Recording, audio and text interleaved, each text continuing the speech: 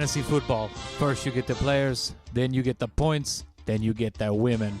Deshaun is this week's high scorer. And roll. Yeah. That's right. I'm not thinking. Yes. Deshaun has built his team to last, and it's paying off. It has superstars, franchise players, and a quarterback on an MVP campaign. He's climbed Josh Jacobs' ladder into first place, but the big story here is that we finally get to witness the fall of the Codian Empire. That's right, the Emperor has no clothes. The Emperor has no clothes. Finally, we get to see one of the thinnest paper tigers in fantasy football history fold under the pressure. But this story's not over for Cody, because we can easily envision a scenario in which these teams meet again in the playoffs with a healthy Christian McCaffrey.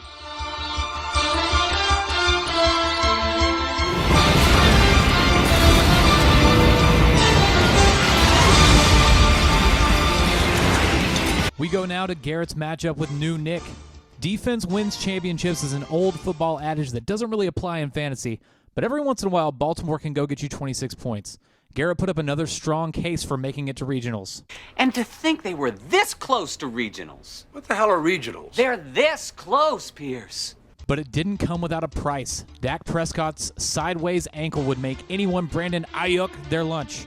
And for the rest of the season, he'll have to figure out a way to win without his top 5 producing quarterback. Nick, Donkey, next matchup.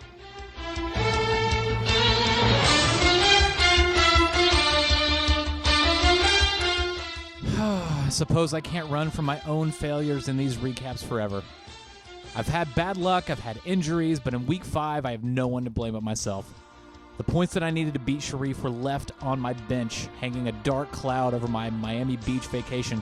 Calvin Ridley's not-so-golden goose egg in Week 5 has now caused back-to-back losses to 4-win teams for the Golden Geese. If there was talk radio for this league, callers would be screaming nonstop for my firing, and they would be right, Paul! Not to take anything away from Sharif, pulling off a win with the lowest possible score from your defense, which, by the way, is -4, is no small feat. He is feeling it at 4-1 going. We go now to Jesse's matchup with John. Jesse and the Rippers are cutting up fantasy owners left and right.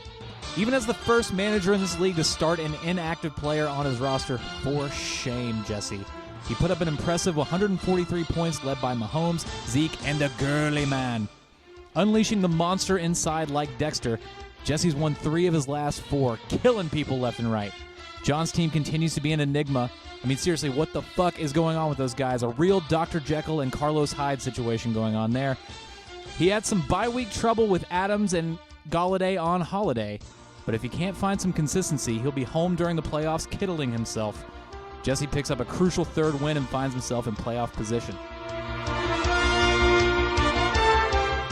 Finally, we go to Laura's matchup with Jen. The Miami Heat may have cooled off in Game 6, but the temperature turned right back up in Miami for the Summers Bowl. Laura made a big move to acquire Aaron Rodgers from Deshaun, but had to once again plug in Matty Ice, who continues to do nothing but melt the fuck down. Laura found herself swimming with sharks. That actually happened IRL on Tuesday, by the way.